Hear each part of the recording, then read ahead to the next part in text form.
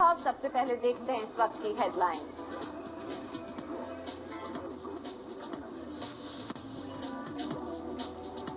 दिग्गज शेयरों पर दबाव कायम। सेंसेक्स निफ्टी 0.25% कमजोर, लेकिन छोटे मझौले शेयरों में अच्छी खरीदारी। बैंक और एफएमसीजी शेयरों में तेजी। आज दोपहर आएंगे थोक महंगाई दर के आंकड़े। मार्च में डब्ल्यूपीआई थोड़ी बढ़कर -1.95% पर पहुंचने का अनुमान। 2015-16 में भारत की ग्रोथ चीन से ज्यादा रहने का अनुमान। आईएमएफ ने ग्रोथ अनुमान 6.5 से बढ़ाकर 7.5% किया। एसबीआई और एचडीएफसी के बाद आईसीआईसीआई बैंक और एक्सिस बैंक ने पहुंचे कि इसमें हम लोग को पार्टिसिपेट नहीं करना चाहिए। तो नई दरें कल से हुई लागू।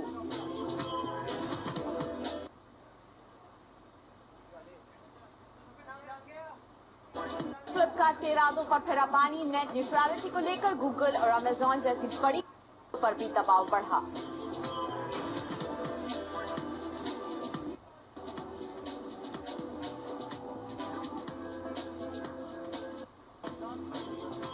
और एक नजर बाजारों पर डाल लेते हैं।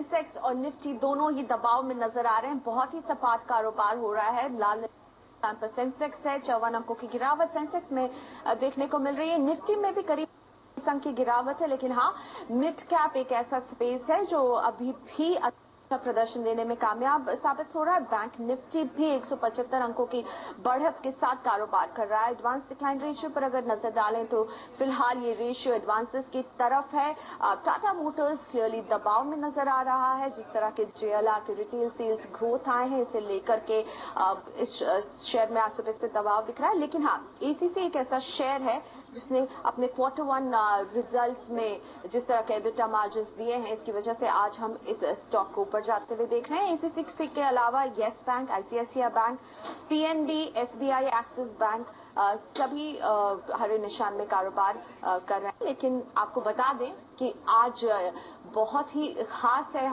सौदा आपका, क्योंकि हम ये खास अपने दिल्ली वाले दर्शकों के आए हैं। हमारे दिल्ली के दर्शक जुड़ेंगे, उनके सवाल शामिल करेंगे हम, और हम भी दोनों आज दिल्ली के ही हैं। सौदा आपका वे आज है दिल्ली स्पेशल। मैं तो रोज आपके साथ जुड़ती हूँ, लेकिन आज सभी सवाल भी दिल्ली वालों के हैं, एक्सपर्ट्स भी दिल्ली वाले हैं। और जितने दिल्ली वाले हमारे शो से जुड़ना चाहते हैं, उनके लिए टोल फ्री नंबर हमारे पर चल रहा है, जिस पर वो कॉल करके अपने सवाल पूछ सकते हैं। तो चलिए आपको बताते हैं हमारे दो मेहमान कौन है आज दिल्ली स्पेशल में। आपको सलाह देने के लिए मेरे साथ हैं इनॉक वेंचर्स के सीईओ विजय चोपड़ा और crnindia.com की नीरा जैन। आप दोनों का बहुत स्वागत है। नीरा, आपसे पहला सवाल, कहाँ दिख रहा है आपको निफ्टी में जो हम दबाव है, इस दबाव में आप क्या करने की सलाह देंगी?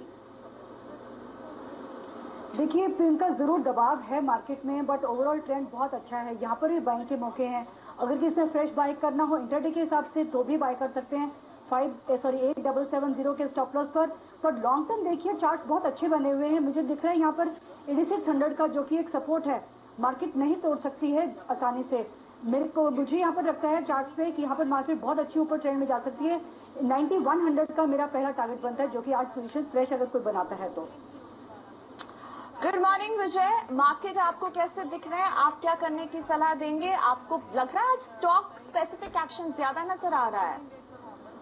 पहले तो मैं दिल्ली वालों को गुड मॉर्निंग कहना चाहूंगा। और आज थोड़ा सा मार्केट में हमें सुस्ती का माहौल देखने को मिल रहा है। ऐसा होता भी है जब सीरियस रनअप्स आते हैं तो कहीं ना कहीं थोड़ी करेक्शन होती है, मगर ओवरऑल अगर आप मार्केट से तो मैं काफी बुलिश हूं। और मुझे लगता है कि कुछ स्पेसिफिक सेक्टर्स हैं जहां पर अच्छी तेजी देखने को मिलेगी। फार्मा मुझे बहुत अच्छा लगता है, बैंकिंग और फाइनेंस रिलेटेड कंपनीज बहुत अच्छी लगती हैं। तो इन पर्टिकुलर सेक्टर्स में स्टॉक स्पेसिफिक एक्शन जरूर देखने को मिलेगा। और रिजल्ट सीजन क्योंकि चालू हो गया है, तो रिजल्ट भी जैसे जैसे आएंगे उसका भी रिएक्शन मार्केट में देखने को जरूर मिलेगा। तो ओवरऑल मुझे लगता है कि मार्केट में जो ट्रेंड है वो अपवर्ड है। थोड़ी बहुत करेक्शंस हमेशा आती है मार्केट में, और मार्केट में एंट्री पॉइंट्स बनाती हैं। तो मेरे हिसाब से ये करेक्शंस अच्छी हैं और अच्छे स्टॉक्स में एंट्री का मौका देती हैं। प्रियंका। अगर विजय, आपने गुड मॉर्निंग कहा है दिल्ली वालों को, और आप क्योंकि दिल्ली के ही हैं तो मैं आपसे पूछना ये चाहूंगी, आप और भी शहरों में जाते होंगे, तो दूसरे शहर के निवेशक और अपनी सादी दिल्ली के जो दिल वाले हैं उनमें आप किस तरह का डिफरेंस महसूस करते हैं? देखिए, दिल्ली नो डाउट एक बिजनेस कम्युनिटी है, तो वहां पर मैं ये कहूंगा कि एज कम्पेयर टू बॉम्बे और अहमदाबाद, और जहां पर कैपिटल मार्केट्स में ज्यादा लोग इंटरेस्टेड रहते हैं, एज कम्पेयर टू दिल्ली में जो रुझान है कैपिटल मार्केट्स में कम है एज कम्पेयर टू दो सिटीज, मगर फिर भी it is catching up, the interest in the capital markets is catching up, और मुझे ओवरऑल कैपिटल मार्केट्स के लिए भी म्यूचुअल फंड्स में इन्वेस्टमेंट्स बढ़ रही हैं। अगर आप देखें ओवरऑल ट्रेंड्स, जो पहले महाराष्ट्र और जो गुजरात, तमिलनाडु के जो निवेशक थे वो कहीं ज्यादा निवेश किया करते थे इसमें और कैपिटल मार्केट्स में, डायरेक्टली और इनडायरेक्टली, मगर ओवर द लास्ट 4-5 ईयर्स हमने देखा है कि ट्रेंड नॉर्थ में भी कैचअप हो रहा है। तो cities like Delhi and states like Punjab, जहां पर काफी पैसा है, बट कैपिटल मार्केट्स में जो रुझान था लोगों का वो इतना नहीं था, but it's catching up. I am sure in the coming years will see a striking difference the way people invest in Delhi. बिल्कुल, यानी कि बड़े दिल वाले दिल्ली वाले भी अब बाजार की तरफ कैचअप कर रहे हैं और अपना देख रहे हैं कि बाजार में किस तरह से निवेश किया जाए, और इसीलिए हमारे पास ढेरों सवाल हैं आप लोगों के, दिल्ली वालों के। मनीष जी का पहला सवाल। गुड मॉर्निंग मनीष, पूछिए किस शेयर के बारे में आप जानना चाहते हैं हमारे एक्सपर्ट से। हाय, मेरा नाम मनीष है। मेरे पास कर्नाटका बैंक के कुछ शेयर्स हैं, पर बैंकिंग सेक्टर में अभी काफी उछाल आया हुआ है और मेरे शेयर्स में कोई इंप्रूवमेंट नहीं है। मैं उन्हें बेच दूं या होल्ड रखूं, ये किस वजह से है? ऑलराइट, सो बैंकिंग स्पेस पर क्या हो इनका अगला कदम? विजय, आप क्या कहना चाहेंगे स्पेस के लिए, क्योंकि हम अक्सर देखते हैं हमारे एक्सपर्ट्स कहते हैं बैंकिंग अच्छा स्पेस है, बैंक्स पर रुझान ज्यादा रहता है। आपकी क्या सलाह होगी मनीष के सवाल को? देखिए मनीष, मैं यही कहूंगा कि जब भी आप किसी बैंक में या किसी भी कंपनी में निवेश करें, उसकी कुछ फंडामेंटल्स जरूर जांचें। जो एसेट क्वालिटी है बैंक की, जो नेट इंटरेस्ट इनकम है, जो एनपीएज हैं, ये कुछ चीजें हैं, बुनियादी चीजें जिन पर ध्यान देने की बहुत आवश्यकता होती है। तो ओवरऑल अगर आप देखें तो कर्नाटका बैंक थोड़ा सा सुस्त है इन सभी चीजों में, as compare to other private banks like Yes Bank है या आईसीआईसीआई बैंक है, जहां पर, या इंडसइंड बैंक है, जहां पर अच्छी तेजी देखने को मिली। हमने इतना रनअप कर्नाटका बैंक में नहीं देखा। अगर आप कंपेयर करें एप्पल टू एप्पल, तो इसकी वैल्यूएशन हालांकि काफी चीप है, करीब 6-6.5 की पीई पे आज ये अवेलेबल है, और मुझे लगता है कि ये टेक ओवर टारगेट होगा किसी न किसी बड़े बैंक का। तो अगर आप एक बहुत लॉन्ग टर्म पर्सपेक्टिव से इसमें निवेशित हैं तो आप निवेशित रह सकते हैं। अगर आप एक ट्रेडर हैं और ट्रेडिंग के पर्सपेक्टिव से इसमें आप निवेशित हैं, तो मैं यही कहूंगा कि आप इसमें किसी बार आए, और maybe you can switch to stocks like ICICI bank और maybe NHD, IndusInd bank और यस बैंक, जो कि बेहतर बेट्स होंगे, जो कि ज्यादा तेजी से चलते हैं। ऑलराइट, और अब बात करते हैं जोशी साहब से। डीसी जोशी लाइन पर हैं। गुड मॉर्निंग मिस्टर जोशी, बताइए किस शेयर के बारे में आप जानना चाहते हैं? आवाज की टीम को इतना लाभप्रद कार्यक्रम प्रस्तुत करने के लिए धन्यवाद देता हूँ, और मुझ जैसे कई लोगों का इससे काफी फायदा हुआ है। मैं फिलहाल ये टीटागढ़ वैगन को वॉच कर रहा हूँ, तो मैं इसको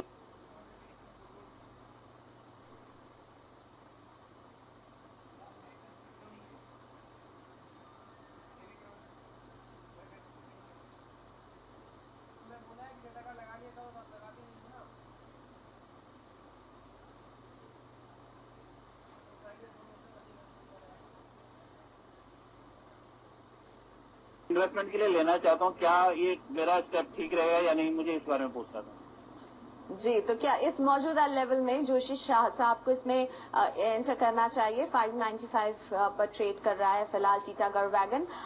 नीरज जी, जोशी साहब को एक स्पेशल सलाह मिलनी चाहिए, क्योंकि वो हमेशा फायदा कमाते रहे सीएनबीसी आवाज से, और उनके फायदे की बात बताइए।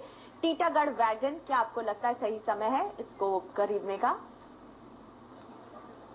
देखिए, टीटागढ़ वैगन पीछे बहुत अच्छी रैली लेकर आजकल सपोर्ट के पास आया हुआ है, पर शॉर्ट टर्म में अगर हम देखें तो ट्रेंड इसका डाउन ट्रेंड हो चुका है। अभी फिलहाल वेट करिए, मैं कहूंगी कि 650 के ऊपर जब ये डेली में अप ट्रेंड में आ जाएगा तब इसको खरीदिए। थोड़ा सा जरूर महंगा मिलेगा आपको, मगर तब ट्रेंड इसका अप होगा तब खरीद लीजिए। स्टॉप लॉस रहेगा 550 का, और तब मुझे लगता है इसमें दोबारा से रैली आ सकती है 850 तक की। और विजय, आपके पास भी टीटागढ़ का सवाल लेकर आना चाहूंगी, क्योंकि जोशी साहब की बातचीत से लग रहा था वो लंबे समय के लिए निवेश करना चाहते हैं। टीटागढ़ वैगन कैसा लगता है अगर कोई लंबे अवधि का नजरिया रखता है तो? देखिए मैम, जो भी रेलवे रिलेटेड स्टॉक्स हैं, चाहे टीटागढ़ वैगन ले लीजिए, कलिंदी रेल ले लीजिए, ये हमने देखा इनका एक ट्रेंड है। ये दिसंबर के लगभग इसमें तेजी बननी शुरू होती है और ये पीक आउट होती है कहीं ना कहीं रेल बजट के आसपास, और वहां पर से ये फिसलना शुरू कर देते हैं। तो बहुत न्यूज बेस्ड और काफी सीजनल स्टॉक्स में से ये कहूंगा। और जिस तरीके से ये बजट के बाद थोड़ा नीचे फिसला है, तो मेरा थोड़ा डिस्कम्फर्ट स्टॉक को लेकर बढ़ गया है और मुझे लगता है थोड़ी सी गिरावट इसमें और होगी। अगर आप बहुत लंबी अवधि से इसको लेके रहना चाहते हैं, मैं कहूंगा किसी दिन जब बहुत ज्यादा तेज गिरावट हो तब आप एंटर करें। रादर मैं सारे निवेशकों को यही कहूंगा कि जब भी गिरावट हो, मेजर गिरावट हो, तभी आप स्टॉक्स में एंटर करें। और इसके अलावा बहुत अच्छी अच्छी अपॉर्चुनिटीज हैं मार्केट में जो कि आप एंटर कर सकते हैं। बहुत सारी कंजम्पशन स्टोरीज हैं, बहुत सारे एफएमसीजी और स्टॉक्स हैं या फार्मास्यूटिकल स्टॉक्स हैं जहां पर आप निवेश कर सकते हैं। तो मेरा यही सलाह होगा कि कहीं ना कहीं अगर आपको रेलवे स्टॉक्स में इन्वेस्ट करना है तो इसी दौरान करें, नवंबर दिसंबर में एंटर करें और करीब फरवरी में बजट के आसपास आप एग्जिट कर दें जब इसमें बहुत तेजी होती है। लेकिन मुझे आपने बहुत सारे ऑप्शंस बताए सेक्टर्स के, एक स्टॉक कोई बताना चाहेंगे मिस्टर जोशी को? देखिए, मैंने कुछ बैंक्स के ऑप्शन बताए थे। इसके अलावा जो एफएमसीजी स्पेस में मुझे अच्छा लगता है, मैरिको बहुत अच्छा लगता है मेरे को। अगर कोई लॉन्ग टर्म इन्वेस्टर है वो लेके रख सकते हैं। और रिसेंटली हमने मैरिको काया में बहुत अच्छी रैली देखी। तो Marico Kaya basically is a demerged entity of Marico only. तो मैरिको इस समय अच्छी वैल्यूएशंस पे अवेलेबल है और one can enter in any correction. और हम लेते हैं छोटा सा ब्रेक, लेकिन आज सौदा आपका है दिल्ली स्पेशल। हमारे दिल्ली के दर्शकों ने अपने ढेर सारे सवाल हमें भेजे हुए हैं, हम उन्हें शामिल करेंगे। और अगर आप जुड़ना चाहते हैं तो कॉल कर सकते हैं हमारे टोल फ्री नंबर पर। सौदा आपका दिल्ली स्पेशल अभी हाजिर हो रहा है अपने दोनों मार्केट एक्सपर्ट्स के साथ। दिल्ली वालों के सवालों के जवाब दे रहे हैं। अमित जी का सवाल अब शामिल करते हैं। गुड मॉर्निंग अमित, बताइए किस शेयर के बारे में आप जानना चाहते हैं? हाय, मेरा नाम अमित है। कुछ समय पहले मैंने डीएलएफ के कुछ शेयर्स लिए थे 200 रुपए के रेट पे, और आज की डेट में उनका रेट 150 रुपए है। तो क्या मैं वो शेयर्स अपने पास रखूं या उनको निकाल दूं? ऑलराइट, तो डीएलएफ पर अमित जानना चाहते हैं क्या करें, नुकसान पर बैठे हुए हैं। अब विजय, डीएलएफ आपको कैसी दिखती है? कई खबरें आती रहती हैं, इनमें हम कई तरह का असर देखते हैं, और ओवरऑल रियल एस्टेट पर भी आपका रुख समझना चाहूंगी। देखिए, मैं रियल एस्टेट के ऊपर अपना व्यू देना चाहूंगा। प्राइमरली जितनी भी रियल एस्टेट में कंपनीज हैं वो डेट रिटर्न है। ऐसी बहुत कम कंपनीज है जहां पर डेट नहीं है या कम है। फॉर एग्जांपल जैसे बॉम्बे में कंपनीज हैं, ओबरॉय रियलिटी है, अजमेरा रियलिटी है, जहां पर हम देखते हैं कि डेट बहुत ही कंफर्टेबल लेवल्स पे है या ना के बराबर है। तो मैं ऐसी कंपनीज में ज्यादा कंफर्टेबल हूँ एज कम्पेयर टू डीएलएफ। हालांकि डीएलएफ ने बहुत कोशिशें करी हैं अपने डेट को हाइव ऑफ करने के लिए। अभी रिसेंटली उन्होंने साइबर सिटी में ब्लैक रॉक को अपना कुछ स्टेक बेचा। अब वो कभी पीछे खबर आई थी उनकी बोर्ड मीटिंग के आसपास कि वो अपना डेट और कम करने के लिए अपने कुछ और एसेट्स को लिक्विडेट कर रहे हैं। मगर इस सब के चलते हुए भी जो कंट्रोवर्सीज हैं डीएलएफ के आसपास, तो वो वहां पर कहीं ना कहीं बहुत मेजर डिस्कम्फर्ट बनता है। तो मैं यही कहूंगा कि आप ऐसी कंपनी में निवेशित रहें जहां पर कंट्रोवर्सीज ना हो, जहां फंडामेंटल स्ट्रांग हो, जहां पर डेट मैनेजेबल लेवल्स पे हो। ये सब चीजें कुछ बुनियादी सवाल होते हैं जब भी आप किसी भी कंपनी में निवेश करें, तो इन चीजों को जरूर आप चेक करें। तो मैं यही कहूंगा कि यू वांट टू स्विच, आप किसी हाउसिंग फाइनेंस कंपनी में जा सकते हैं इस समय, या कोई finance related micro finance company में। एसकेएस माइक्रो फाइनेंस मुझे बहुत अच्छा लगता है, यहाँ से करीब 40-50 रुपए का रनअप मुझे दिखाई देता है। तो आप स्विच करके किसी भी रैली में एग्जिट करिए और स्विच करके किसी दूसरे स्टॉक में आप आइए। ऑलराइट, और अब मिस्टर नायर है हमारे साथ फोन लाइन पर दिल्ली से ही। टीएनटी नायर जी, गुड मॉर्निंग सर, बताइए कौन सा शेयर है आपके पास? गुड मॉर्निंग, मेरे पास 600 पीएनबी गिल्ट है जी। किस भाव पर लिया था? हाँ, मेरे पास गिल्ट है, 600 गिल्ट है। 40 रुपए में खरीदा था 2-3 महीने पहले। तो मैं क्या करूं? और मेरे पास 40 रुपए के भाव से। ऑलराइट, पीएनबी गिल्ट्स हैं इनके पास। आप 9 रुपए 40 पैसे के नुकसान पर बैठे हुए हैं। नीरा जी, नायर जी के लिए आप क्या सलाह देना चाहेंगी? क्या करना चाहिए इन्हें पीएनबी गिल्ट्स में?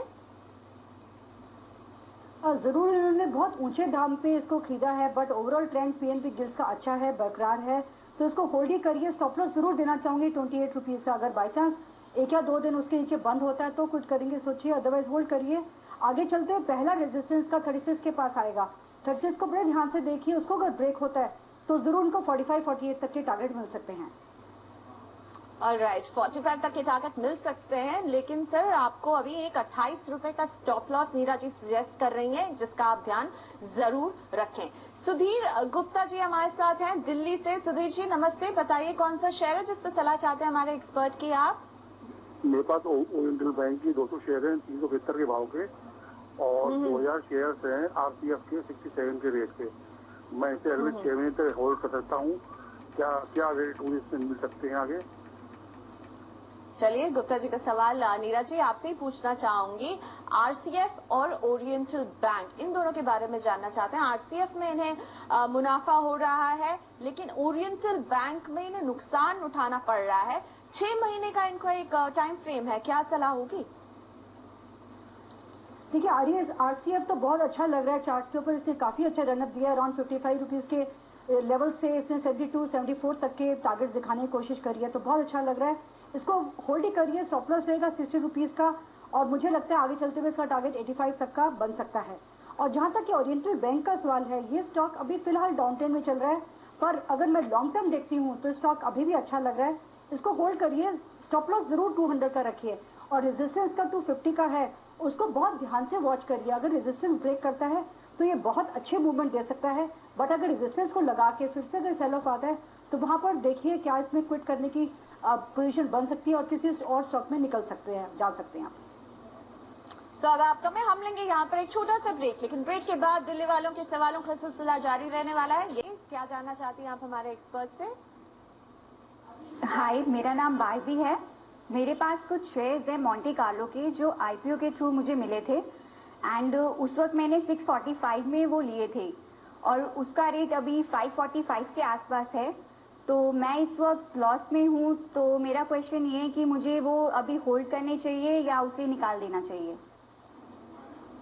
नीरा जी आपने सुना बाबी का सवाल, क्या कहना चाहेंगे, क्या सलाह होगी मोंटे कार्लो की? इसके चार्ट स्ट्रक्चर कैसे दिखते हैं? आईपीओ के जरिए इन्होंने लिया था, आगे अब क्या करने की सलाह देंगी आप? देखिए स्टॉक तो बहुत अच्छा फॉर्मेशन बनाया हुआ है, मेरे हिसाब से तो इसको होल्ड ही रखना चाहिए मोंटे कार्लो को, क्योंकि जो ये स्टॉक ने जो मूवमेंट दिखाई है ये काफी अच्छी दिखाई हुई है। होल्ड करिए, स्टॉप लॉस रहेगा 510 का, और आगे चलते हुए मुझे टारगेट इसमें 640-650 के आराम से नजर आते हैं। ऑलराइट, और अब अगला सवाल आरसी जैन साहब का दिल्ली से हमारे साथ जुड़ के फोन लाइन पर। Mister Jain good morning sir, बताइए किस शेयर पर आप सलाह चाहते हैं? मैडम पेट्रोनेट के बारे में क्वेश्चन था, वो मैंने 200 शेयर 201 के भाव से लिए हुए हैं, और पहले तो ये अच्छा चलता था, पर तो अब 3-4 महीने से कुछ मूवमेंट नहीं दिखा रहा है।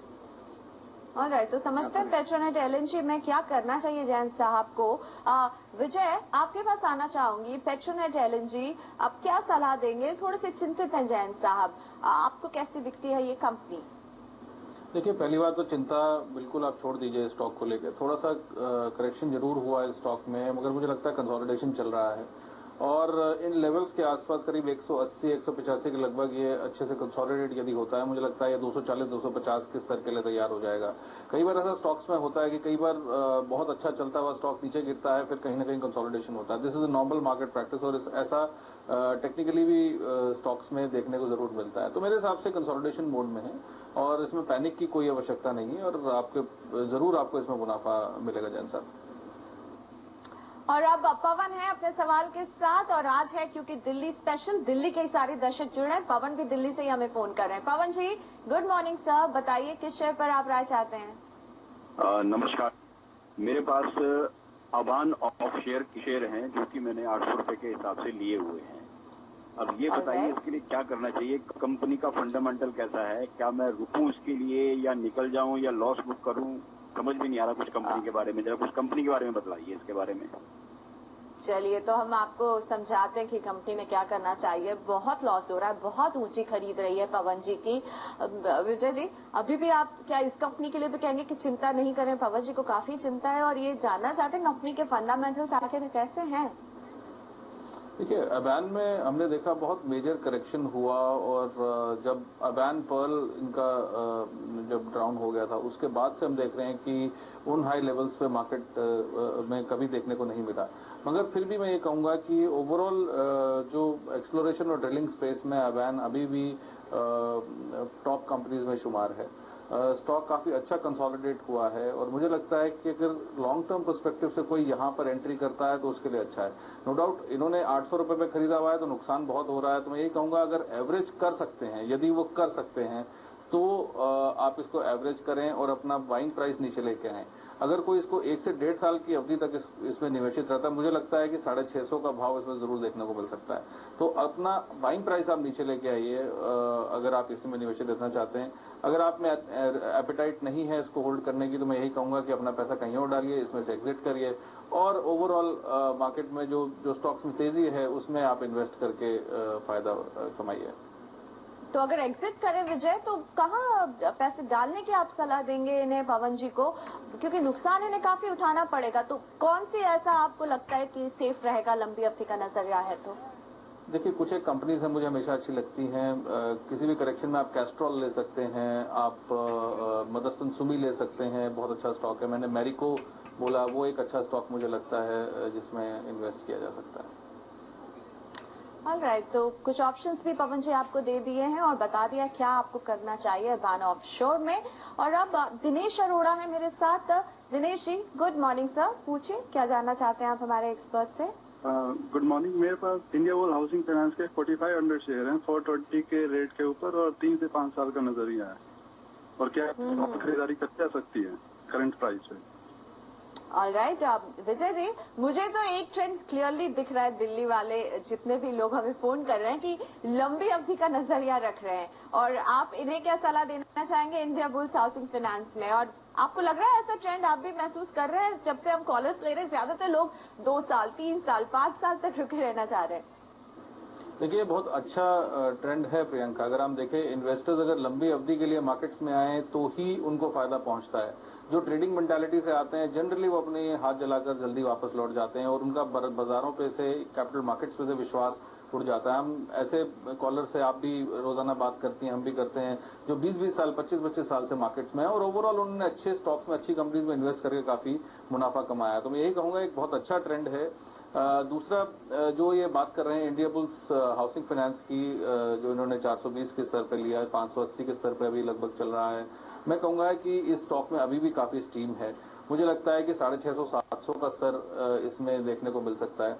इसका एक और तरीका है कि आप यदि इन्वेस्ट करना चाहते हैं थोड़ा सा डाइवर्सिफाई ही कर सकते हैं अपने हाउसिंग फाइनेंस में ही। DHFL भी एक अच्छा स्टॉक है जो मुझे लगता है 550-600 का स्तर उसमें भी देखने को मिल सकता है। तो अगर एक ही स्पेस में रहना चाहते हैं थोड़ा सा स्टॉक डाइवर्सिफाई कर लीजिए तो वो भी एक अच्छी स्ट्रैटेजी होती है। और हम लेते हैं एक छोटा सा ब्रेक, लेकिन दिल्ली वालों के अभी ढेर सारे सवाल बाकी हैं। आपका आज है दिल्ली स्पेशल जिसमें हम शामिल कर रहे हैं अपने दिल्ली के दर्शकों के सवाल। सुमित नैयर जी हमारे साथ जुड़ गए अपने सवाल के साथ। गुड मॉर्निंग सुमित, बताइए किस विषय पर आप जानकारी चाहते हैं? हाय, मेरा नाम सुमित नैयर है। मैं पिछले करीबन 6 महीने से 8 महीने से इस इक्विटी मार्केट में डील कर रहा हूं। मैं काफी समय से देख रहा था फार्मा कंपनीज में पिछले दिनों में काफी अच्छा उछाल आया है, मगर एक कंपनी है सनोफी इंडिया, मल्टीनेशनल होने के बावजूद भी उसके शेयर्स में कुछ खासा फर्क नहीं पड़ रहा है। तो मैं जानना चाहूंगा कि अगर मैं उस सनोफी इंडिया पे इन्वेस्ट करता हूं तो मेरा भविष्य कैसा रहेगा? विजय, सनोफी इंडिया कैसा लगता है? आप सुमित जी को सलाह देंगे निवेश करने के लिए? और क्योंकि ये फार्मा में इनकी रुचि काफी रही है, खुद ही कह रहे थे ये काफी इसे देखते रहते हैं। ओवरऑल फार्मा पैक पर भी आपकी सलाह जानना चाहूंगी और सनोफी पे स्पेसिफिकली। देखिए मुझे लगता है कि ओवरऑल फार्मास्यूटिकल स्पेस में काफी अच्छा अपमूव देखने को मिलेगा। अभी हमने रिसेंटली देखा काफी कंपनीज को US FDA अप्रूवल्स मिले उनके ड्रग्स के लिए, किन्हों को कुछ कंपनीज को मार्केटिंग राइट्स मिले, exclusive marketing rights to sell in US and other European countries. तो ओवरऑल मैं कहूंगा फार्मा सेक्टर में जो टॉप 4-5 कंपनीज हैं उनमें मुझे जैसे सन फार्मा बहुत अच्छी लगती है, ग्लेनमार्क है, लुपिन है, मुझे बहुत अच्छी लगती है। बायोकॉन को रिसेंटली 1-2 अप्रूवल्स मिले हैं, तो इन कंपनीज पे आप नजर रख सकते हैं। जहां तक सनोफी इंडिया की बात है, मैं ये कहूंगा कि ये थोड़ा सा स्लो मूविंग स्टॉक है मगर बहुत ही स्ट्रांग कंपनी है, फाइनेंशियली फंडामेंटली बहुत स्ट्रांग कंपनी है। इसमें पार्टिसिपेशन कम होता है मार्केट्स में, वॉल्यूम्स बहुत कम होते हैं, इसलिए इसमें मूवमेंट कई बार बहुत धीमा दिखता है, मगर जब भी ये चलता है तो बहुत तेज स्पीड से ये चलता है। तो मैं ये नहीं कहूंगा कि इसने मार्केट में की रैली में पार्टिसिपेट नहीं किया, बहुत स्ट्रांग फंडामेंटल्स हैं। तो अगर आप इसको over a period of time staggered buying करें, किसी करेक्शन में बाइंग करें, मेरे हिसाब से it's a good stock to have in the portfolio. तो ओवरऑल फार्मा स्पेस में मैं काफी बुलिश हूं और जो मैंने आपको कंपनीज बताई उनमें से किसी में भी आप निवेश कर सकते हैं। और अब हमारे साथ हैं एक और हमारी दर्शक, जानते हैं इनका नाम और इनका सवाल। नमस्ते, पूछिए अपना सवाल, पहले अपना नाम जरूर बताइएगा। हाय, मेरा नाम नीलम है। मेरे पास FCEL के कुछ 1000 शेयर हैं जो मैंने 15 रुपए पे लिए थे और अभी उनका रेट तकरीबन 13 रुपए के अराउंड चल रहा है। रादर वो काफी गिर ही रहे हैं, तो मुझे FCEL का क्या करना चाहिए? एग्जिट कर देना चाहिए लॉस बुक करके या फिर उसे होल्ड रखना चाहिए? नीरा जी, फ्यूचर कंज्यूमर में क्या सलाह देंगे? नीलम जी को क्या करना चाहिए, क्योंकि लॉस पर बैठी हुई है ये बता रही हैं। देखिए, पीछे इसमें काफी फॉल दिखाया है और अभी 2 दिन पहले ही ये फ्रेश ब्रेकआउट पे आया, तो मेरे हिसाब से इसको होल्ड ही करना चाहिए। स्टॉप लॉस जरूर मैं बताना चाहूंगी 12 रुपए का, और आगे चलते हुए इसकी छोटी सी रेजिस्टेंस आती है 15 रुपए के पास, जहां पर ये पीछे गया था और इसने वहां से फॉल देना शुरू किया था। तो 15 में बड़ा ध्यान से वॉच करिए, क्योंकि वहां पर एक शॉर्ट टर्म रेजिस्टेंस बन चुकी है। अगर 15 को ब्रेक करता है तो जरूर हमें यहाँ पर 18 रुपए के तक के टारगेट मिल सकते हैं। तो 15 के रेजिस्टेंस को जरूर वॉच करिए और फिलहाल होल्ड रखिए 12 रुपए के स्टॉप लॉस पर। बिल्कुल, 12 के स्टॉप लॉस का नीलम बिल्कुल ध्यान रखिएगा। और अब मेरे साथ हैं अनुराग जी दिल्ली से ही। अनुराग जी, गुड मॉर्निंग, बताइए किस शेयर पर आप राय चाहते हैं? मेरा एलिकॉन इंजीनियरिंग का सवाल है। मेरा 350 शेयर लिए हुए हैं मैंने 64 के रेट में। तो मैं जानना चाहता था अभी, क्योंकि इसमें अभी पहले काफी मूवमेंट आया था, अराउंड 70 प्लस जाके 73 के अराउंड जाके फिर वापस अभी आ गया है। तो मुझे ये जानना था कि अभी मुझे और रुकना चाहिए या क्या करना चाहिए? शायद 80 तक ही पहुंच गया था एक बार। आपको एलिकॉन इंजीनियरिंग के चार्ट कैसे दिखते हैं? क्योंकि अनुराग बता रहे हैं एक समय उन्होंने ऐसा देखा कि 80 पर था, अब 73 के आसपास, ये थोड़ा सा क्या स्टक है? चार्ट्स क्या कहते हैं इसके? चार्ट बहुत अच्छी फॉर्मेशन बनाए हुए, यहाँ पर जरूर छोटा सा करेक्शन दे रहे हैं। ये एक नॉर्मल करेक्शन है, इसमें इसको हम फॉल नहीं मानेंगे, इसको हम ये मानेंगे कि थोड़ा सा रुक रहा है ये स्टॉक। फिलहाल इसको होल्ड करिए बिकॉज स्टॉक में फॉर्मेशन अच्छी है। स्टॉप लॉस जरूर देना चाहूंगे 68 रुपीज का, और इसका एक रेजिस्टेंस बना हुआ है 82 के आसपास का, जहाँ के पीछे इसने थोड़ा सा सेल ऑफ किया है। बट वो रेजिस्टेंस ऐसा नहीं है कि जो कि वहां से लग के द्वार से नीचे आएगा। वो रेजिस्टेंस को ब्रेक करके ये द्वारा से स्टॉक ऊपर जाने की हिम्मत रखता है। 88 तक के टारगेट यहाँ पर लगते हैं। और अब सौदा आपका कि दिल्ली स्पेशल में अगला सवाल भी दिल्ली से ही बाबुल मित्रा जी का। बाबुल जी नमस्ते, बताइए किस शेयर पर आप राय चाहते हैं हमारे एक्सपर्ट की? नमस्ते मैम जी, मेरा सवाल है गैमन इंफ्रास्ट्रक्चर है। 10,000 से आ रहा है मेरे पास, 16 रुपये 7 पैसे में मैंने खरीदा है। मैं ये 4-5 साल के लिए रखना चाहता हूँ कि फंडामेंटल ठीक है, जो ये रखो तो प्रॉफिट हो सकता है। चलिए, और आपको फिलहाल तो नुकसान हो रहा है, लेकिन आगे अगर आप लंबे समय में रुकते हैं तो क्या होगा आपके साथ? विजय जी, गैमन इंफ्रा कैसा दिखता है आपको? फिलहाल बाबुल मित्रा जी ऑलमोस्ट लाइक 1 रुपए 25 पैसे के नुकसान पर बैठे हुए हैं। देखिए, गैमन इंफ्रा में काफ़ी ख़राब न्यूज़ रही है, कंट्रोवर्सीज में रही है कंपनीज, और फाइनेंशियल्स पे भी सवालिया निशान ज़रूर थे पास में। मगर मैं ये कहूँगा कि काफ़ी डैमेज ऑलरेडी हो चुका है स्टॉक में, और जहां पर ये ट्रेड कर रहा है मुझे लगता है यहां से डाउन साइड बहुत लिमिटेड है। हालांकि एक स्टॉप लॉस जरूर दूंगा मैं 12 रुपए का, मगर ये काफी रिस्की बेट है। अगर ये ऊपर जाता है तो मुझे लगता है कि 24-25 का स्तर भी कंफर्टेबली देख सकता है आने वाले कुछ 6 महीनों में, 6 महीने से 1 साल के समय में। तो इसको आप होल्ड कर सकते हैं, थोड़ा रिस्की बेट है। और यदि आप में रिस्क एपेटाइट नहीं है, मैं फिर कहूंगा कि किसी अच्छे फंडामेंटली स्ट्रांग कंपनी में आप जा सकते हैं। जैसे ही आपको कोई रैली मिलती है, आपका भाव आता है, आप बाहर निकल के अगर आप इंफ्रा स्पेस में ही रहना चाहते हैं तो बहुत सारी दूसरी कंपनीज हैं जहां पे आप जा सकते हैं। IRB मुझे ज्यादा अच्छा लगता है अगर आप इंफ्रा स्पेस में बात करें तो। LNT में भी आप निवेश कर सकते हैं किसी भी करेक्शन में। अगला सवाल शामिल करते हैं आकाश गर्ग जी का, हमारे साथ फोन लाइन पर है। मिस्टर गर्ग, गुड मॉर्निंग, बताइए किस शेयर पर आप एक्सपर्ट से सुनना चाहते हैं कि क्या हो रणनीति? मैं नोएडा से बात कर रहा हूँ। मेरे पास 2 शेयर हैं, एक लवेबल इंजरी जो कि मैंने 417 रुपए के प्राइस पे खरीदा था, और एक इन्फो एज इंडिया जो कि 830 रुपए पे मैंने लिया हुआ है। मैं दोनों के फंडामेंटली व्यू जानना चाहता हूँ, वो भी लॉन्ग टर्म प्रोस्पेक्टिव से। ऑलराइट, तो लॉन्ग टर्म पर्सपेक्टिव है, 2 शेयर्स के बारे में पूछ रहे हैं। पहले लवेबल लॉन्चरी, विजय कैसे दिखती है आपको ये कंपनी, क्या सलाह होगी इसमें? देखिए, अगर आप स्टॉक को देखें, थोड़ा सा करेक्शन जरूर देखने को मिला है स्टॉक में। फंडामेंटली स्ट्रांग है, मैं इसको एक कंजम्पशन स्टोरी बोलता आया हूँ। और जो भी मेरे हिसाब से इस तरह के स्टॉक हैं, हमने देखा कि पेज इंडस्ट्रीज में क्या हुआ, और इस जो भी इनोवेयर कंपनीज हैं इनका पोटेंशियल बहुत स्ट्रांग है। और जिस तरह से ब्रांड्स इन्होंने लॉन्च किए हैं, जो इनका डिस्ट्रीब्यूशन नेटवर्क फैलाया है इन्होंने, तो मुझे लगता है कि over a period of time long term perspective से देखें तो बहुत अच्छे स्टॉक्स होंगे और हो सकता है मल्टी बैगर्स भी हों। तो इसको निश्चित रूप से आप होल्ड कर सकते हैं और अगर गिरावट में इसको एवरेज भी कर सकते हैं तो मुझे इसमें कोई बुराई नहीं लगती। और over a period of time मुझे लगता है कि ये कंफर्टेबली आपको 500 550 का स्तर जरूर देखने को मिलेगा। तो इसमें आप बने रहिए, मगर एक लॉन्ग टर्म पर्सपेक्टिव से आप इसमें बने रहिए।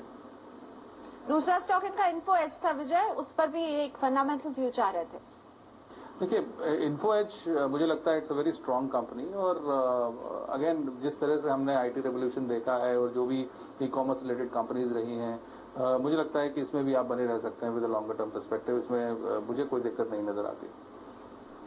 और हम लेते एक छोटा सा ब्रेक, लेकिन आपको बता दें कि हम ये दिल्ली स्पेशल शो लेकर आए हैं। आपकी स्क्रीन पर हमारा टोल फ्री नंबर भी फ्लैश हो रहा है, आप इस पर फोन करके हमारे इस शो से जुड़ सकते हैं। दिल्ली वाले सभी दर्शकों को लिए ये आमंत्रण है कि जुड़िए हमारे साथ, पूछिए हमारे एक्सपर्ट से अपने स्टॉक्स के बारे में। अभी हाजिर हो रहे हैं एक छोटा सा ब्रेक लेकर दिल्ली के दर्शकों के सवालों के जवाबों का। जो से पहले आप क्या करें आइए जानते हैं अर्निंग्स प्रीव्यू में।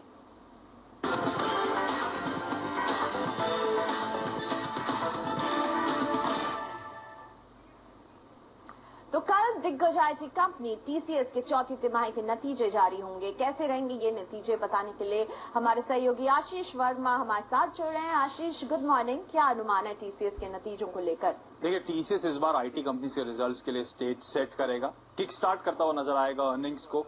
आमतौर पर आपको याद होगा इन्फोसिस वो पहली कंपनी होती थी जो अपने रिजल्ट्स घोषित करती थी। आमतौर पर वैसे भी सीजनली ये जो चौथी तिमाही होती है आईटी कंपनीज के लिए एक वीक क्वार्टर माना जाता है और इस बार तो जिस तरह के फॉरेक्स मूवमेंट देखने को मिल रहे हैं और एडेड प्रेशर इन तमाम आईटी कंपनीज के नंबर्स में आपको देखने को मिलेगा। तो क्रॉस करेंसी हेडविंड्स इन कंपनीज की बिक्री पे इंपैक्ट करेंगे, टॉप लाइन पे इंपैक्ट करेंगे और साथ साथ मार्जिन्स पे भी प्रेशर देखने को मिलेगा।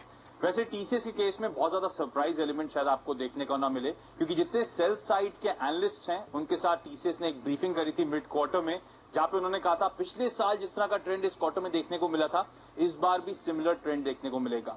Q4 FY14 यानी कि पिछले साल चौथी तिमाही में इस कंपनी की कांस्टेंट करेंसी ग्रोथ महज 2% के आसपास थी। इनफैक्ट वॉल्यूम ग्रोथ केवल 2.5% के आसपास थी। तो इस बार भी एक सबड्यूड क्वार्टर एक्सपेक्टेड है और टीसीएस के केस में ये नंबर्स इंपॉर्टेंट इसीलिए हैं क्योंकि लगातार पिछले 2 क्वार्टर से मुझे याद है हमारी जो एक्सपेक्टेशंस थी उसको ये कंपनी मीटअप नहीं कर पाई थी। इनफैक्ट बीते क्वार्टर में तो इन्फोसिस से भी पिछड़ती हुई ये रिजल्ट्स के लिहाज से नजर आई थी।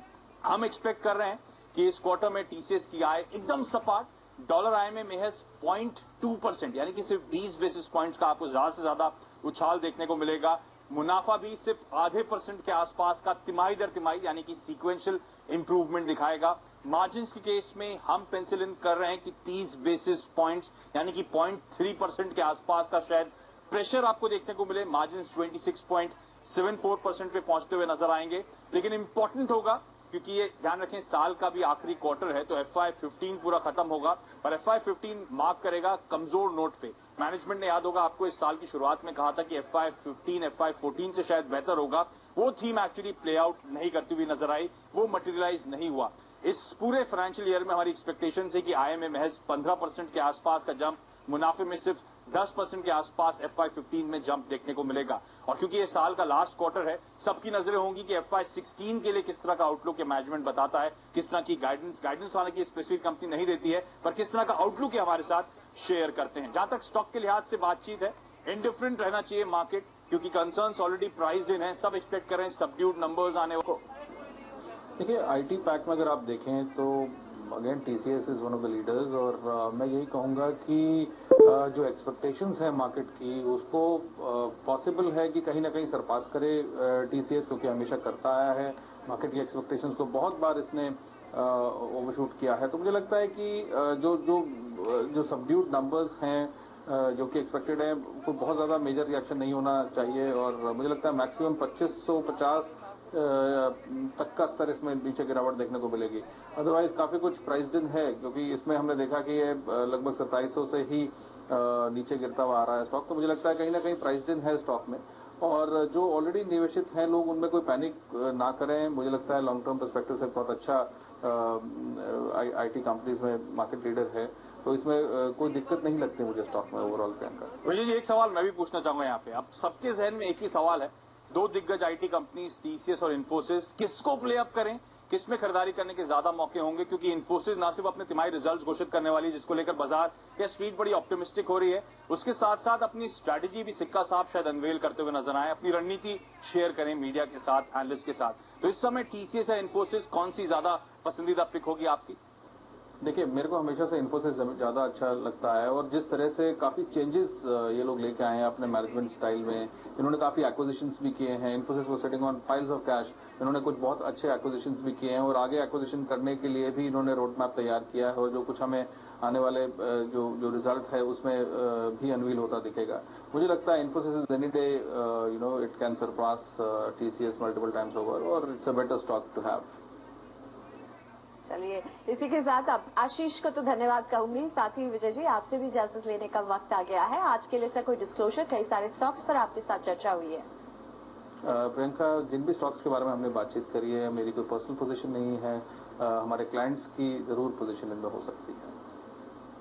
शुक्रिया विजय जी हमारे वक्त निकालने के लिए। तो सौदा आपका में हम विजय जी को तो धन्यवाद कह रहे हैं, लेकिन नीरा जैन हमारे साथ बनी हुई है क्योंकि हम ब्रेक के बाद लेकर आने वाले हैं स्टॉक्स फटाफट और नीरा जी आपको देंगी फटाफट जवाब कि आपको क्या करना चाहिए अपने स्टॉक्स के साथ।